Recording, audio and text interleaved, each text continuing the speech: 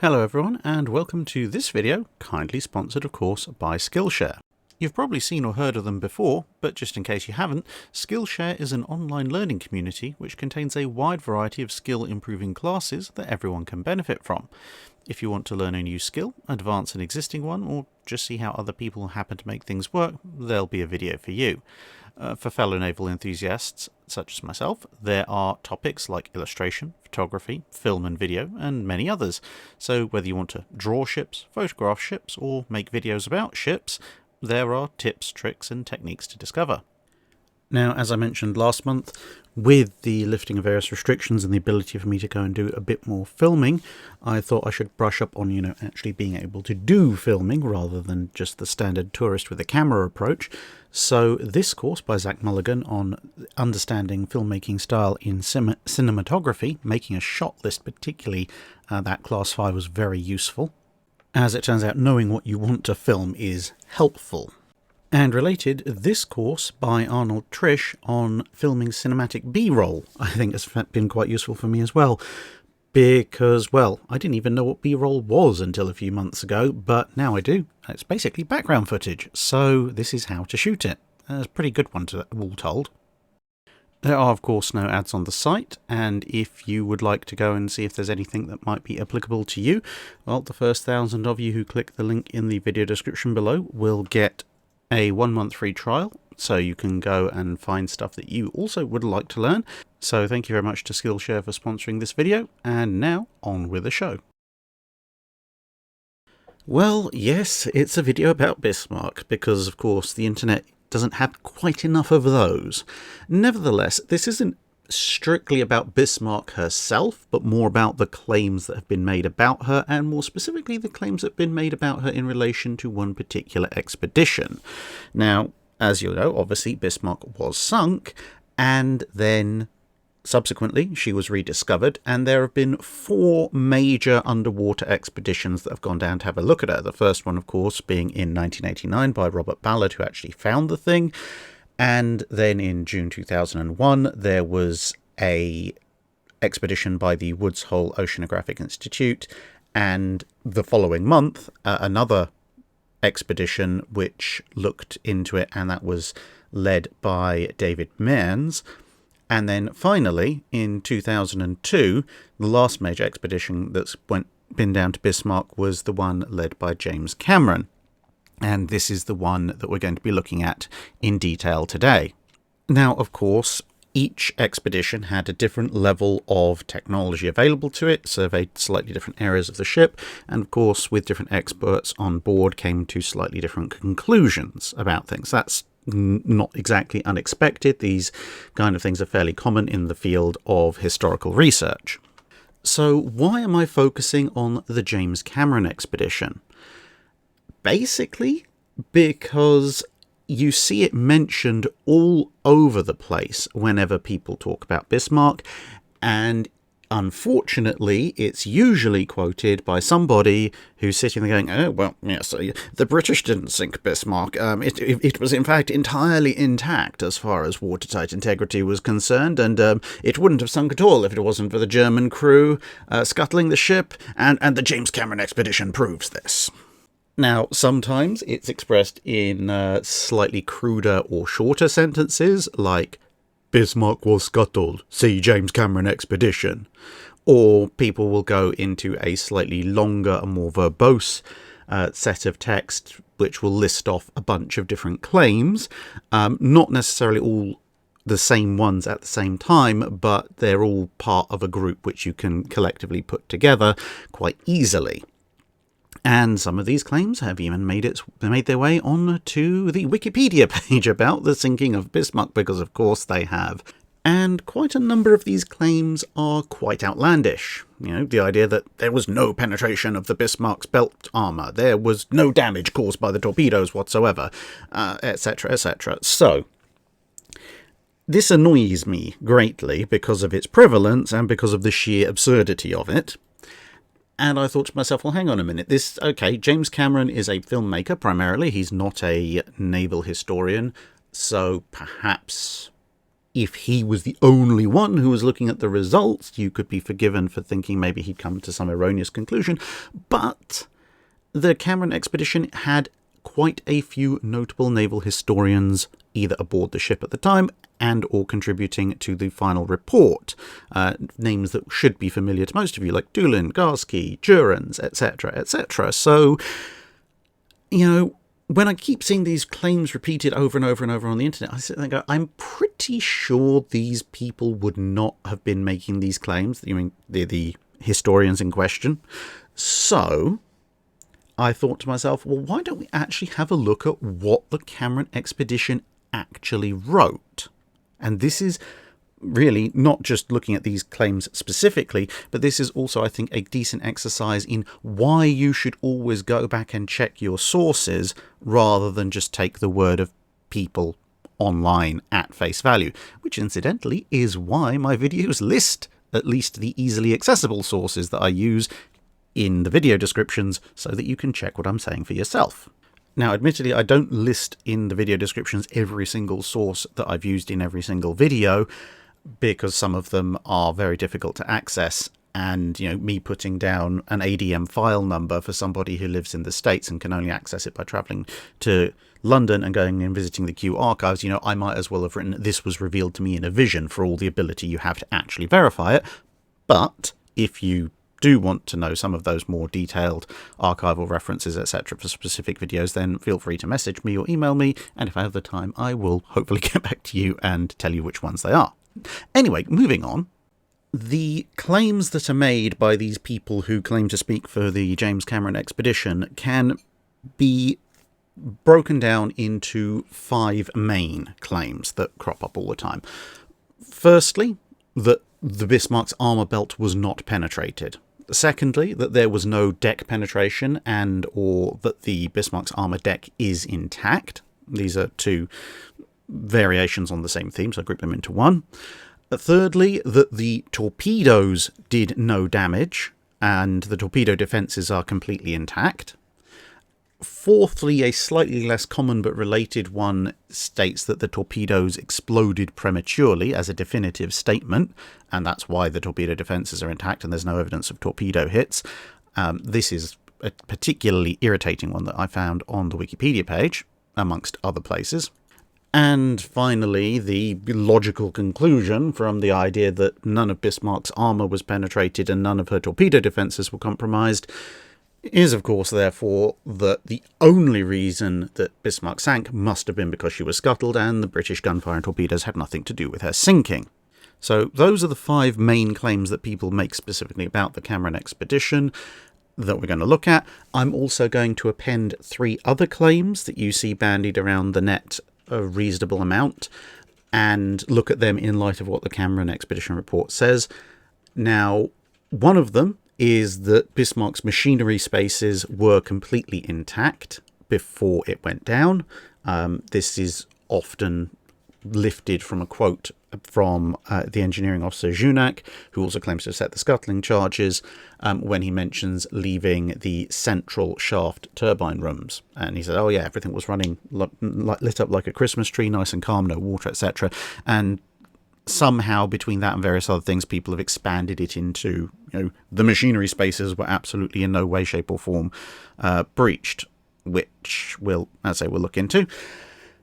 Then you also have people talking about 14-inch gouges on the main armour belt, supposedly showing that King George V was incapable of penetrating Bismarck's 12-inch-ish main armour belt.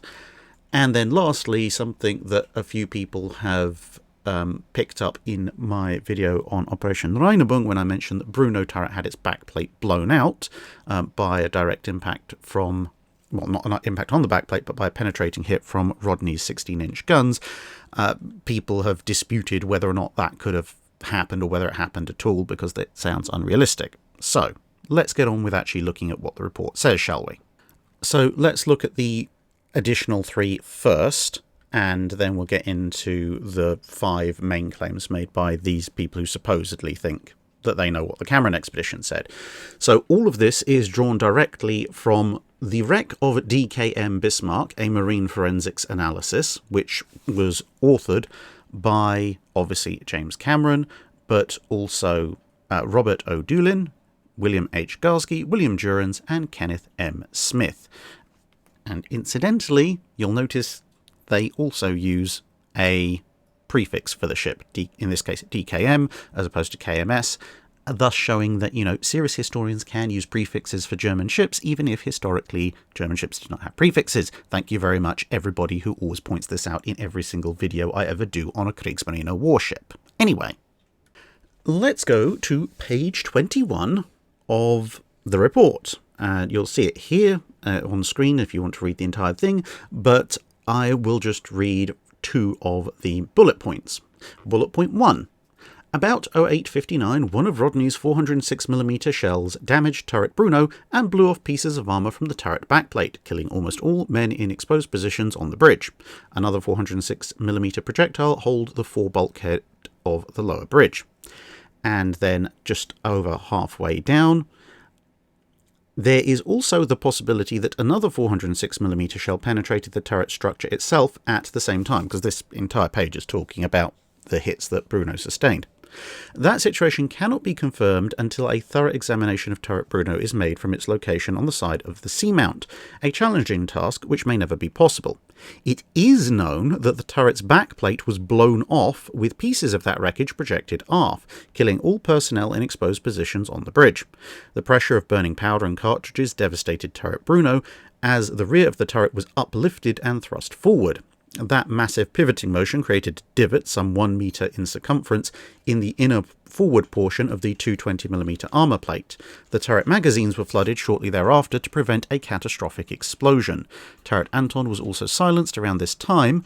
The turret's guns ran down to maximum depression, probably due to the loss of hydraulic power. So, there you have it, direct from the expedition itself. Yes, turret Bruno's backplate was blown out and projected away.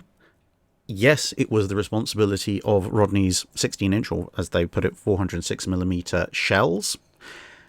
And interestingly also, you'll note that the magazine was flooded to prevent catastrophic detonation, and if you're reading the whole thing there, you'll also see that the upper third of the page deals with, amongst other things, the fact that powder canisters and charges within the turret or the barbette were ignited and exploded. So, it was entirely possible that if it wasn't for the actions of the crew at the time that Bruno Turret was knocked out, the entire ship may have been lost to catastrophic magazine detonation within minutes of the engagement opening, which would have been a somewhat poetic turnabout of events given the loss of Hood and the manner in which that was destroyed. But nevertheless, the overall point is, yes, Rodney did end up blowing out the backplate of turret Bruno. It's right there in writing. Now, the next one, did King George V's 14-inch shells fail to penetrate Bismarck's 320mm main armour belt and just leave a bunch of gouges on it? Now, this is not a claim that is exclusive to the people who talk about the Cameron expedition. It does come from 1 or 2 of the other expeditions as well.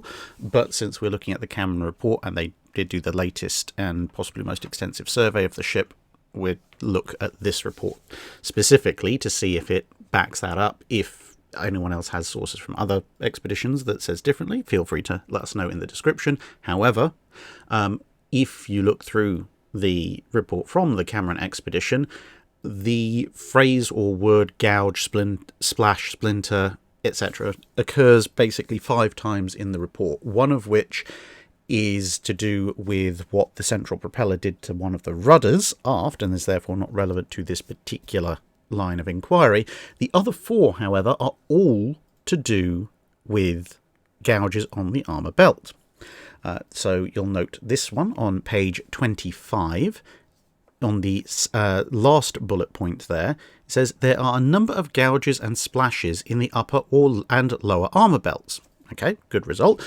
From 203, 152 and 134mm shells. That's 8-inch, 6-inch and 5.25-inch. Not 14-inch. Then we have here on page 31, this is on the second full paragraph. On the 320mm main side belt and on the 145mm upper belt above the level of the battery deck level, there are a very large number of splash and gouge marks with spray patterns of smaller splinter impacts. Most, if not all of these, are hits from secondary guns, and none penetrated the armour. So admittedly, whilst using the phraseology most, if not all, of these hits does technically allow for the possibility of a 14-inch gouge or shell splash, it's certainly not explicit about it, and it is that if you interpreted it as it includes 14-inch shell splashes or gouges, that would contradict the previous page that we just looked at, and we'll go on to see the other two mentions of this phenomena as well. So this is page 12, and you'll notice the caption down below the picture there.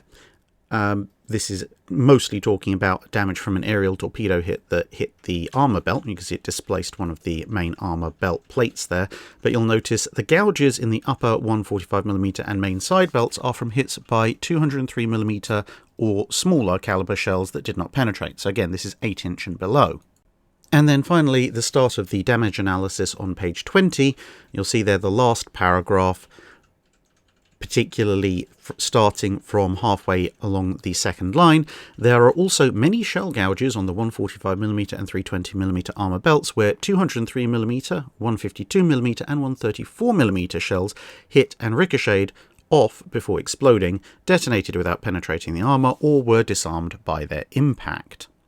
So again, this is talking about 8-inch, 6-inch and 5.25-inch shells, not the 14-inch shells or 356mm as found on the main armament of King George V.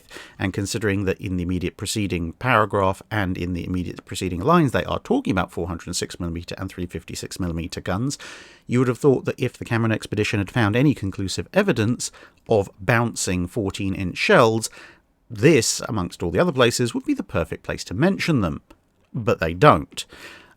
Quite why people think that that would be a thing that would happen anyway, I'm not entirely sure, especially since the 350mm conning tower, which, you know, as the name suggests, is 30mm thicker than the 320mm main armour belt, was known to be penetrated by a 14-inch shell at a somewhat more oblique angle of impact. You know, why people think something 30mm thinner would suddenly magically start bouncing shells that are coming in on a more vertical or more perpendicular angle of approach, I don't know. But anyway, that's that element.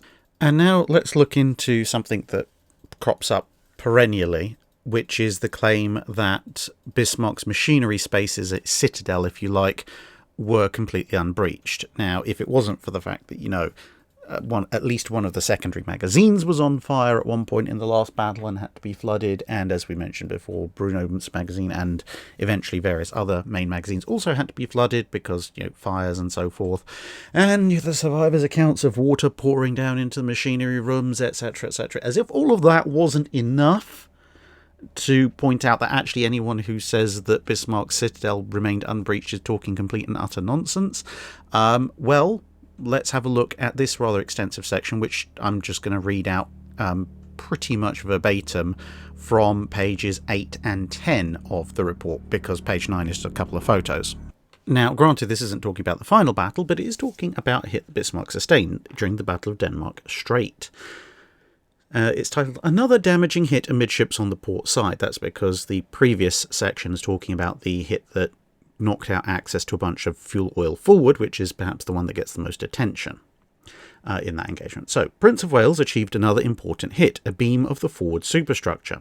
A 356mm shell with an underwater trajectory penetrated the portside hull plating below the termination of the armour belt and passed into the side protection system. The shell exploded near the main traverse bulkhead between compartments 13 and 14, detonating with great force against the 45mm torpedo bulkhead outboard of electrical power station number 4. This detonation also affected the watertight boundaries between that space and the adjacent port number 2 boiler room, as well as the inboard auxiliary boiler room inboard in compartment 14. Shell splinters also passed into the double-bottom tanks and wing fuel bunkers in compartment 14, causing the eventual flooding of those tanks and contaminating the feed water in the double bottom of compartment 14. The damaged wing tank in compartment 14 also began leaking oil into the sea as salt water gradually replaced those tanks' contents. It is believed that the shell and structural fragments did not reach the double bottom below boiler room number 2. British observers on Prince of Wales saw a burst of black smoke come from Bismarck's funnel at this time, and some German survivors recalled a slight shock response from this hit. According to the survivors, large cracks appeared in the welded seams in the outboard strakes of the main transverse bulkhead, which was also the forward boundary of port boiler room number 2 in compartment 13. Seawater seeped through these cracks and caused gradual flooding of this boiler room. A damage control team attempted to seal off these leaks with hammocks, but their efforts only slowed the seepage. The boiler room was back in operation for a short time. Boiler 3 was lighted, whilst Boiler 4 was salt contaminated and had to be shut down because there was a real danger of saltwater intrusion into the feed water system. By mid-afternoon, Boiler 3 also had to be shut down and the space was evacuated. Fuel from damaged wing tanks in compartment 14 was leaking into the sea. Soon after the action with Prince of Wales ended, a damage control team attempted to seal off the leaks in the 45mm torpedo bulkhead on the port side of compartment 14 with hammocks and matting, but their efforts only slowed the seepage into the boiler room. Eventually, the boiler room was evacuated after the water became chest deep. Steam from other boilers was rerouted to the turbine in the port engine room. Splinters from the exploding shell also severed the main steam line in the number 4 turbo generator room, scalding 5 of its occupants and necessitating the shutdown of the generators. The turbo generator room was also flooded. The loss of this electrical generating station was not serious because the power supply of German battleships was so conceived that either the forward or after station could supply the battle circuit load individually, i.e. the ship had 100% reserve battle load power. And the footnote there in the middle of that paragraph says Midshipman Hans-Georg Stiegler, a naval construction training, was assigned to the electrical shop. He recalled that this compartment, that's the turbo generator room, was successfully dewatered the next day. So what does this show us? Well, I don't know about you, but losing 2 of your boilers because one of your boiler rooms has become completely flooded, that's part of your citadel. That counts as, damage and penetration to your citadel. Now, granted, the shell didn't come all the way into the boiler room and detonate, but it still caused flooding. Interestingly enough, it also went diving and hit underneath the armour belt of Bismarck. And the range at which this hit was achieved is roughly in the same ballpark as the range at which Bismarck achieved her hit on Hood.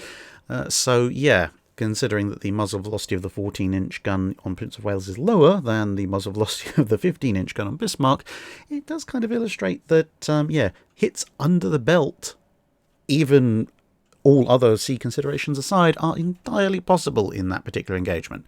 But nonetheless, there you go. Bismarck was down a boiler room. So yeah, that citadel, definitely not invulnerable, even before the final battle. And now we get on to those 5 claims that people most often associate with the Cameron Report, and the ones that are particularly egregious, starting with the most silly one, the idea that Bismarck's main armour belt was not in any way penetrated by British guns. Well, I direct your attention to page 30 of the report, which you can see on your screens right now. And you'll actually notice that in bold italics on the first paragraph just under the picture, it's written, "It is significant to note that Jim Cameron's complete survey of the hull detected only 2 instances where armour-piercing shells actually penetrated all the way through the 320mm main side belt armour. These are both on the starboard side, amidships, presumably caused by 406mm shell fire, since Rodney was firing from that side sometime during 0950 to 10 past 10 at very close range. One hole forward of the 320mm displaced armour belt is an obvious penetration. The second is rather unusual, with a rectangular hole at the end of an armour plate. The shell possibly caused a failure of the armour, freeing a rectangular segment from the 320mm armour, rather than the classical conic frustrum cartwheel shape. In addition, there are 2 holes through the upper side belt, that's 145mm, between the main belt armour and the gunwale. One of these is a previously discussed hole on the port side adjacent to the 2-turret Caesar, which is a 356mm round from King George V. And this is reiterated on page 31, as you can see here, and just for the avoidance of all possible further doubt, page 31 also includes this rather useful picture, which not only points out the possible 203mm or 8-inch shell hits, because we've seen this page earlier when we were talking about where the gouge marks came from. But you'll see there's also this wonderful large arrow pointing to this rather obvious hole, which is labelled 406mm shell hole just forward of turret S63. That's section 63. And the caption, one of the 2 instances of known full penetration of the 320mm main side belt armour. This is amidships on the starboard side. So yeah, the next time someone tells you Bismarck's belt armour wasn't penetrated at all, there's the photo. Now, granted, 2 penetration hits total on the 320mm belt isn't a tremendous amount, but it's a heck of a lot more than 0. Now, the next claim is to do with whether or not Bismarck's armour deck was penetrated. And this comes in all sorts of various forms, including people claiming that they sent an ROV into Bismarck's wreck and explored the entirety of Bismarck's armour deck and discovered that there were no penetrations. And the claim of this form has also made its way onto Wikipedia, which claims that an inspection inside the hull revealed the underside of the armour deck, including its outboard slope, was virtually intact, and it cites page 42 of this very report. Well, here is page 42 of this very report, and interestingly enough, I mean, the whole report is definitely worth reading, it's very interesting, but this section is talking about what the damage that's been done to the lower portion of Bismarck's hull. And contrary to some previous estimations, actually Bismarck's hull below the level of the main armour belt is not in particularly brilliant shape. Partly, unsurprisingly, when nearly 45,000 tons of ships smashed into the seabed, a bunch of decks were somewhat compressed, and then it started sliding down the mountainside, which ripped off further portions of the lower hull. And there's what they term hydraulic outburst. And so this is basically if you have a container of some description that is holding a liquid, in this case seawater, and it's moving at high speed and it hits a solid object, well, that creates a shock wave, pressure wave. The water that's inside this moving container, which in this case was Bismarck's hull, wants to keep going. Bismarck's hull itself will also be compressing somewhat, except that water is, for all intents and purposes, incompressible, and therefore the pressure inside the container goes up, and the only way for it to get out is to either get out through existing holes which the water came in by, and if that's not enough, pretty much like an explosion, it's basically a water explosion, it will force its way out in some way, shape or form and basically blow out plates in order to escape. And there's a much longer detailed explanation in the report, which again I highly encourage you to read. Now, why in a section about hydraulic outburst is this section being cited for evidence of an armour deck not being penetrated? Well, that starts about halfway down. So, to quote, an ROV inspection of the interior of the long hole in the hull on the aft starboard side indicates that the longitudinal bulkhead, which divided the outer trim tank from the inner oil tank, has been crushed down in a long uniform accordion fold, almost like a piece of thick fabric. This would indicate that the middle and lower platforms have been severely crushed. This tank inner wall was otherwise undamaged, indicating that its condition was not the result of the explosion of torpedoes or shells. For this wall to be warped, but not affected by explosion damage over such a long area, and lying just inboard of such a long open hole in the outer hull, clearly shows that the outer hole is the result of hydraulic forces, not explosion damage. An inspection of the overhead inside this long outburst hull revealed that the underside of the massive plating of the armour deck, including its outboard slope, was not damaged and virtually intact, despite being adjacent to such wholesale destruction on the outer portion of the ship.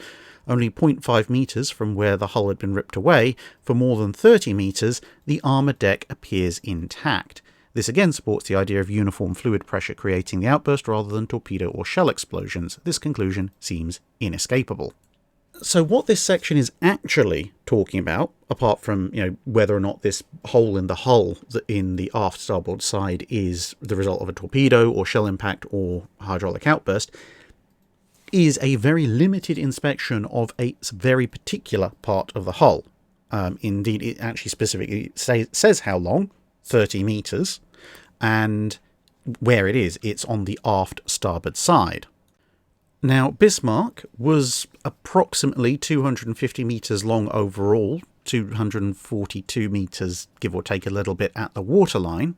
So what this section of the report is actually talking about is an inspection of about 12% of one side of the ship's armour deck, and obviously not the full depth of it, just the bit that's exposed by the overhang caused by the outer hull being ripped away. So what this is actually showing is that for an area that corresponds to about 6% of the ship's total overall perimeter, bearing in mind there is both a port and a starboard side, in an area that was not particularly heavily hit in any way, shape or form by incoming heavy shell fire, and is nowhere near any of the impacts of the big 406 and 356mm shells, there is no evidence of the outer slope of the armour deck being penetrated. So yeah, that is not in any way, shape or form any kind of conclusive evidence that the entirety of the armour deck hasn't been penetrated. I mean, even if the entire lower hull below the armour deck had been ripped away in a manner consistent with the way it has been in this location, even if all of that had happened, and even if an ROV had gone and surveyed the entire thing, which didn't happen and which they didn't do, that would only get a portion of the way into the ship for obvious reasons. As is described, it doesn't actually go all that deep into the ship. This is still part of the outer layers of the ship's defences and bulkheads. And it should be noted that the report is not actually trying to make any claims as to whether or not the armour deck overall was penetrated by incoming shell fire. They're just noting that this particular hole in the side of the ship was almost certainly caused by hydraulic outburst, which is in part supported by the localized area of armour deck above it not being penetrated, which would have allowed for the water to be compressed, because if that particular portion of the armour deck had been penetrated, then the water would have surged upwards into the ship, and it didn't. The armour deck basically acted as a lid. So yeah, if anyone says, oh well, the Cameron expedition surveyed the entire armour deck, no they didn't. Read the report once again. Apart from anything else, most of the armour deck is, under several thousand tons of debris, which comprises the upper portion of the ship. And yeah, I'd love to see an ROV that could get in there. They did, to be fair, in the other parts of the report, describe going in and exploring a few shell holes in the upper deck, but as anyone will know, who's paid attention to anything on this channel, the armoured deck of the ship is not the upper deck of the ship. It's actually much deeper in the ship, and on Bismarck in particular, because of the turtle deck, it's deeper still than it would be on, say, an Iowa or King George V, or indeed Rodney. So that claim is in particular disproven. Moving on. And now we come to the next one. The fact that apparently the torpedo defences are completely intact and the British torpedoes did nothing to help with the sinking of Bismarck in any way, shape or form. Now, actually, there's quite a lot in the report about torpedoes and their effect on Bismarck. Again, highly recommend reading it.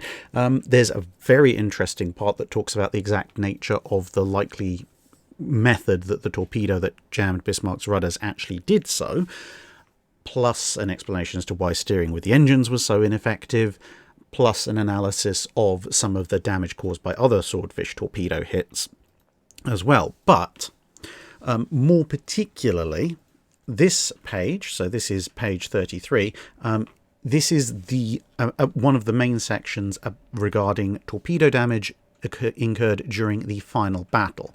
There's a short paragraph just above it in page 32, but the main points that we need to look at are here.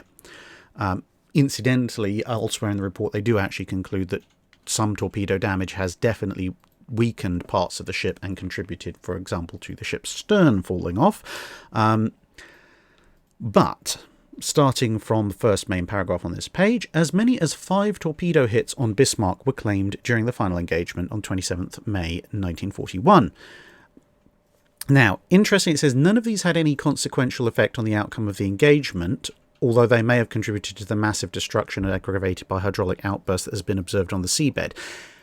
Now, that line, none of these had any consequential effect on the outcome of the engagement, or words to that effect, that does occur once or twice elsewhere in the report, and I'm very curious about that because it seems to be directly contradicted by the detail we're about to read, almost feels like a separate insertion, unless you interpret it as basically Bismarck was doomed one way or the other because of presumably the amount of gunfire that was being chucked at her, i.e. the torpedoes didn't stop Bismarck from being able to shoot back, which would be true if a rather specific interpretation of these lines. Nevertheless, let's look at the actual claimed hits. So Dorsetshire, first claimed hit, two hits claimed on the starboard side at the turn of the bilge, locations unknown. One of these hits may have been in the vicinity of middle 150mm turret on the starboard side, as observers on Dorsetshire claimed a hit amidships. As the wreck of Bismarck plummeted down the seamount on the seabed, hull structure, weakened by battle damage, primarily torpedo hits but also gunfire damage, ripped away. This makes confirmation and localization of torpedo damage over much of the hull structure impossible. Second bullet point. Dorsetshire hit on the port side as Bismarck was beginning to capsize. This torpedo struck the port side abreast of the fore bridge tower just forward of turret section 62. This torpedo ran onto or slightly above the main deck, probably detonating amongst the debris from the gunnery engagement. This may account for the damage to the boom of the port aircraft and boat crane. So this didn't hit anywhere near the torpedo defences of the ship, it basically hit where the shells did. Also, I've just realised that may be an Americanism, turret 6.2, i.e. the second port side 150mm turret. Nevertheless, the point is that torpedo hit doesn't tell us anything about the state of Bismarck's torpedo defences. Then, of course, Rodney. A claimed torpedo hit on the starboard side in way of turret Bruno. There was no visible evidence of this torpedo hit, but the mud line is fairly high in way of turret Bruno. If this hit occurred around 1000 as reported, it may have struck below the bilge keel. And then finally, Norfolk. A possible hit was observed on the starboard side aft in way of the aft main battery turrets. So before we continue on, there's a few things to note. One, of course, is that obviously Dorsetshire's third torpedo is irrelevant to the discussion of the torpedo defences. Secondly, on regards to Dorsetshire's other two claimed hits, they specifically say that because of the damage caused to the ship when it hit the seamount, which they attribute in part to torpedo hits, it's impossible to confirm or localize the torpedo damage that would have been possibly caused by these torpedo hits. And that's true for, as they say, over much of the hull structure. So you can't turn around and say, oh yes, well, they've proven that the torpedoes did no damage, when the report specifically says it's impossible for them to tell. Partly because the hull structure below the main armour belt's been smashed to heck and back by hitting the seabed, and partly because it's embedded in the mud to a large degree. And then we get to Rodney's hit, and they say no visible evidence, but they also point out the mud line is fairly high there, i.e. if this torpedo did hit Bismarck, which seems fairly likely, any damage that it did, assuming that that section of the hull also hasn't been torn to pieces by sliding down the mountainside that was on the seabed, it's not going to be seen unless somebody invents a 3.5 mile depth capability dredger, because all of that damage is under the mud. So rather definitively, there is no way for anyone to safely or reliably claim that the Cameron expedition has proved the torpedoes did no damage, because the Cameron expedition themselves basically says, well, for the three biggest candidates for torpedo hits, we physically can't go and look there, either because it's covered in mud or because the hull's been so badly torn up we wouldn't know what we could see or what we were looking for anyway. Incidentally, the first part about Dorsetshire, which says the damage caused by the impact makes confirmation and localization of torpedo damage over much of the hull structure impossible, would also apply to a number of potential hits by the Swordfish and a few potential claimed hits by the destroyers overnight. So we're never going to get an answer one way or the other unless someone invents tiny micro drones capable of, going down 3.5 miles and assuming that there's any part of the hull low enough down, intact enough to actually survey torpedo bulkheads and so forth, but that's irrelevant. Anyway, there's this last hit mentioned from Norfolk, potentially on the starboard side aft. And the paragraph below the bullet points goes on to say, there is evidence of a possible torpedo hit on the starboard side aft in way of the aft main battery turrets. A large flap of hull plating bent outward and aft may be physical evidence of this torpedo hit. The inner tank wall is holed in a manner consistent with a torpedo explosion, but just inboard from it the torpedo bulkhead is intact. Forward, the unaffected tank wall is vertically compressed, evidence of the ship's powerful impact with the seabed. It is impossible to determine with certainty if this is a torpedo hit because of the enormous influence of the hydraulic outburst that took place when the ship hit the seabed. The excretion of entrained water through the damaged structure can enlarge the original damage and can create profound damage even in previously undamaged sections. However, this aft starboard hull seems to be our most unequivocal example of torpedo damage. So basically what they're saying is, in terms of ship-launched torpedoes, as opposed to the aerial torpedoes from the Swordfish, of which obviously the rudder hit and one other hit they have managed to analyse, from the ship-launched torpedoes, which are claimed to have hit, there is only one area that they can point to even say, well, this is where a torpedo hit. Possibly. It's likely, but even then they're not sure. Now, granted, in this particular case, the torpedo bulkhead does appear to be intact, so if this is indeed a hit from Norfolk, it appears it didn't necessarily penetrate all the way through the ship's defences, but that's one hit out of several, and certainly not the particularly critical ones. Dorsetshire, of course, claiming to have sunk Bismarck finally with torpedoes, and the biggest hit, which probably would have done the single greatest amount of damage, the one from Rodney with its exceptionally heavy torpedo. So, that claim of, Bismarck's torpedo defences claimed to be intact, confirmed to be intact, definitely a lie, caused by people who basically, again, haven't read the report.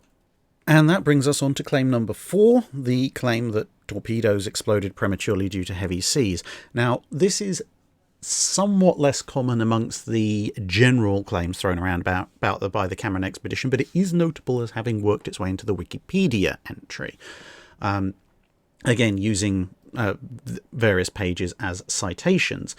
Specifically, the line on Wikipedia as of 23rd of August says, Cameron found that all torpedoes fired at Bismarck were almost completely ineffective in the effort to sink the ship.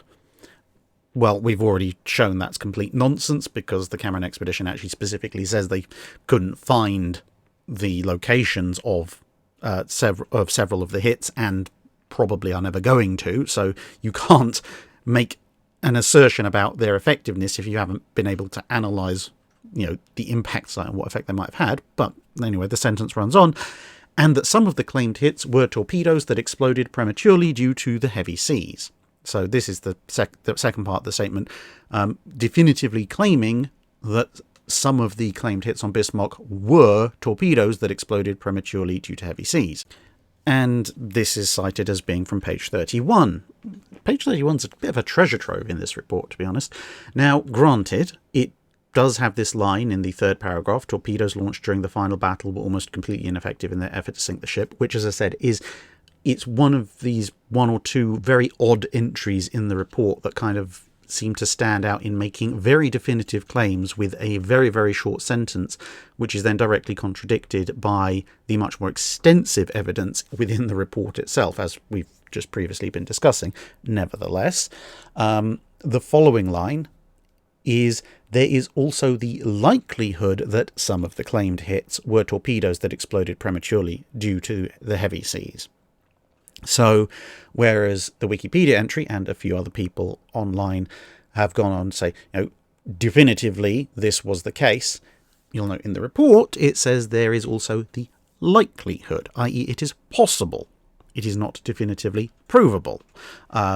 So, there is a rather large gap between definitively claiming something as true and claiming something as possible. And so, finally, we come to, was Bismarck scuttled or sunk? I mean, that's an argument that will probably go on forever. I have my own particular views on it, which I'll probably outline in a video at some point down the line. But, well, for one thing, a lot of people who claim, oh, the Cameron expedition proved that Bismarck was scuttled and definitely not sunk by the British, they rely on, well, the last 4 claims that we've looked at, which we've just proved are all a bunch of rubbish, because the Cameron report doesn't actually say anything like what people online tend to claim that it does. And secondly, well, let's see what the Cameron report itself says about the scuttling or sinking issue. I mean, there's again a fair mention of scuttling charges, etc., in the report, but here's the 4 main areas where the whole controversy is addressed. So page 34, about just over halfway down, the last paragraph of some observations. It says, Bismarck was overwhelmed and defeated by the gunfire and torpedoes of the Royal Navy, gradually sinking due to uncontrollable progressive flooding. Scuttling charges were detonated shortly after 10:20 and the battered ship listed heavily to port around 10:35. Shortly thereafter the ship capsized to port and sank by the stern, her bow disappearing around 10:40. And then we have this paragraph on page 20, just under table 3. There were hundreds of hits ranging from 134mm to 406mm in caliber. The devastation caused by the shell fire combined with the effects of several torpedo hits to overwhelm and defeat the Bismarck, causing the ship to begin sinking due to uncontrollable progressive flooding. The German crew sped the inevitable demise of their ship by initiating scuttling measures. And then you have this on page 32. This is the last paragraph just above the section that starts torpedo damage. The inevitable sinking process was accelerated by the detonation of scuttling charges by the Germans. And then in brackets, this is our conviction, albeit a mildly controversial one for those who insist that there was no scuttling of the German battleship. Certainly, Bismarck would have sunk even if not scuttled by her crew. And then you have this section, which is in both bold and all caps in sections, just in case you missed it, which is their direct responses if the other bits weren't enough. Specifically, I'm going to read the whole thing. It says, who sank the Bismarck, the British or the Germans? We are convinced, that's collectively, the various authors, the answer is both. Bismarck unquestionably would have sunk due to progressive flooding hours after the battle ended. By 09:30, Commander Earls had heard no response from the bridge and he knew the ship was defenceless when turret Caesar and Dora were no longer operational. There is enough evidence to indicate that he ordered the ship scuttled to prevent her boarding by the British and to end the agony of the prolonged battering by British shellfire that was hindering escape into the sea. The German Navy, prompted by memories of the scuttling of high seas fleet ships interned at Scapa Flow at the end of World War I and the Graf Spee at Montevideo, Uruguay in 1939, had provided scuttling charges and timers in major vital spaces on the Bismarck. This information was provided by Lieutenant Gerhard Junak, who set charges in the middle engine room, and Seaman Joseph Statz in correspondence with author Bill Garsky. Scuttling of the Bismarck to speed the inevitable sinking was likely and eminently probable. This does not detract from the fact that the men, ships and aircraft of the Royal Navy had finally succeeded in their determined quest to sink the Bismarck.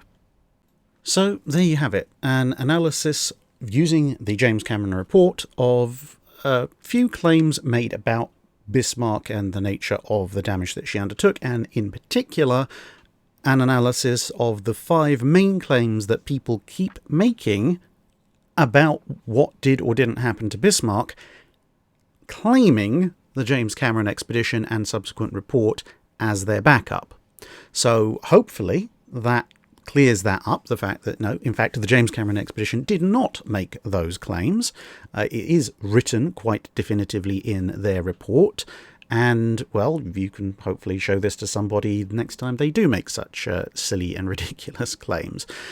I mean, there's one thing about interpreting the wreck. There's another thing about just flat out making things up or failing to read properly from a report that is entirely publicly accessible. And this, as I said, is another good salutary lesson why, in any particularly provocative or emotive element of history that you might ending up having to look at, always check what the actual sources say when people claim X or Y source makes claim A or B, and claim A or B sounds a little bit too outlandish. Because quite often it is very outlandish. Nevertheless, hope you've enjoyed this, now somewhat extensive rundown. And if you want to read the entire report in full, see link in the video description below. That's it for this video. Thanks for watching. If you have a comment or suggestion for a ship to review, let us know in the comments below. Don't forget to comment on the pinned post for dry dock questions.